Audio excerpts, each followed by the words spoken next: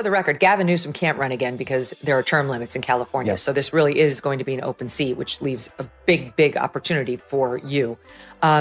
So he's been trying to get his swagger going over this whole redistricting battle and act like a tough guy, because he obviously wants to be president, and that's where his eyes are focused. So a couple of weeks ago, Gavin Newsom launched his pathetic fact-check website, and the very first post was accusing me of lying when I said that people are leaving California. He said, no, that's a lie. Our population's going up. Well, yeah, our population is going up, but that's because of illegal immigration.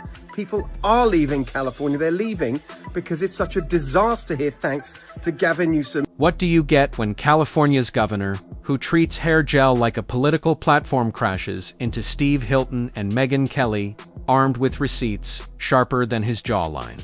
Total chaos. Gavin Newsom has spent years perfecting the art of finger-pointing, but now the spotlight is melting. That Hollywood grin. Stick around, this takedown is richer than a Beverly Hills juice cleanse, and twice as costly for Newsom's ambitions. California already has an imbalance in favor of Democrats, where it has almost no Democratic representatives, and Gavin Newsom is acting like a spoiled child because he needs attention. He wants to look tough. But I just want to read a couple of the tweets because it's getting he's getting weird. All right, so he tweets this out, and he signed it GN, so this one came from him. Donald Taco Trump, as many call him, that taco, according to leftists, stands for Trump always chickens out. California never needed reality TV, it had Gavin Newsom. Forget the Kardashians. At least they turned being ridiculous into an empire. Newsom turned a state into 10-city bonfires and a daily guessing game. Is that person walking a dog, or just hallucinating a leash? Steve Hilton and Megyn Kelly barely had to try.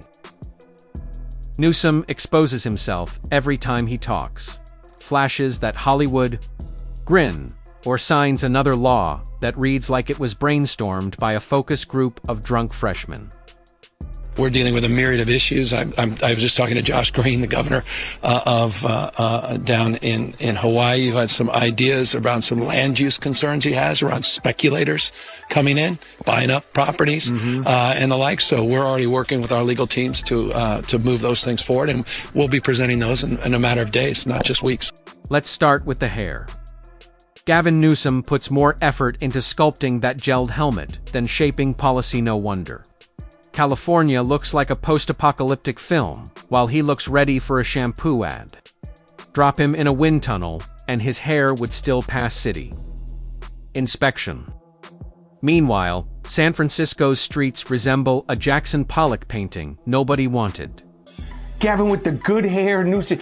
You thought you were going to be president. You're never, ever, ever going to be president. Gavin with the good hair. With the hair gel, little Nancy's nephew. Gavin with the good hair, Newsom. Gavin with the good hair. You're done, Gavin with the good. Talking about, we want a Trump-proof California. How about fireproofing California? You're talking about Trump this, Trump that. He's not even president. I don't know what he said. This is on you. For Steve Hilton, exposing Gavin Newsom is like doing investigative journalism on a clown car. Peel back a layer of policy, and you're in tears, not from depth, but from the stench. Tax hikes disguised as progress. Homelessness plans that only create more homeless. Environmental rules so backwards they probably burn more gas printing the paperwork than they save in emissions. We're 50th out of 50 states on affordability, 50th out of 50 states on opportunity. Thanks to Gavin Newsom and his policies. That's why people are leaving. And it's not a lie to say that, it's the truth. It's Gavin Newsom who is lying, and here's the evidence. In the latest edition of The Economist, here it is. Roughly 1.25 million more people left California than moved into it. Megyn Kelly pounced like she'd just stumbled onto the hottest gossip in town. With Gavin Newsom, though, the gossip practically writes itself.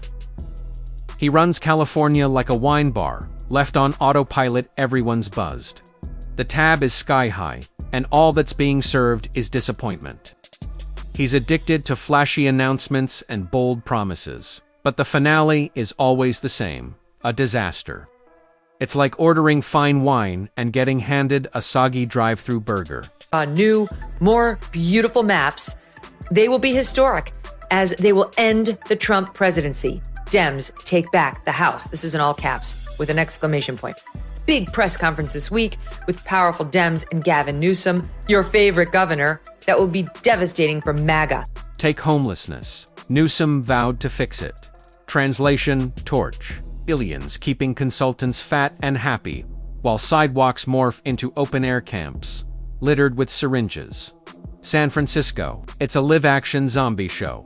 Except the zombies seem to have stabler housing than the taxpayers footing the bill. And crime. Under Newsom, California's justice system might as well be a punchline. Smash and grab. Take one, leave one. Clean out a Walgreens. No problem. Just don't forget your free reusable bag so he can brand it as eco-friendly theft. Public. Safety here would pull a 1-star Yelp rating. The only bright spot. The sun sets assuming your car isn't stolen before you get to enjoy them. Then there's the economy.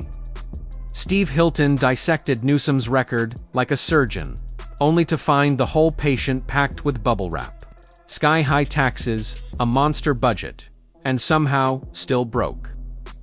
California burns through cash faster than a teenager with their first credit card.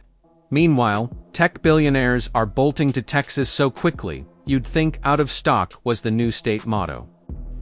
You want to see progress, you want to see it now. You want to see progress in terms of campus, you want to see progress in terms of people out in the streets, and as the mayor said, you want to see our values represented in that progress. It was naive. It was about sweeping things under the rug, kicking people off the streets and sidewalks and claiming the job well done. That doesn't do justice to the injustice that is perpetuated because of our inability to reconcile the larger issues of wealth and income inequality and all its forms of madness. And here's the kicker. Gavin Newsom blames everything but himself. Homelessness, federal failure, crime, social injustice, families fleeing California. Apparently, they just don't understand his innovation. Innovative, sure like, plunging the richest state in America into rolling blackouts. That's not innovation. That's state-sponsored camping. Megyn Kelly had a field day, torching his hypocrisy. Pandemic lockdowns Californians couldn't even bury their loved ones. But Newsom was burying foie gras under truffle oil at the French Laundry. His green agenda: shut down nuclear plants, ban gas cars, and then plead with residents not to charge their EVs when the grid collapses. That's not leadership. That's a bad comedy sketch. Every state in the nation, but certainly California, because it is such a large state, we see the enormous impact on it. But how did California get so much homelessness? I mean, because of our own policies and neglect. We put up our feet. Steve Hilton didn't need a stack of sources. Just stepping outside in California was evidence enough.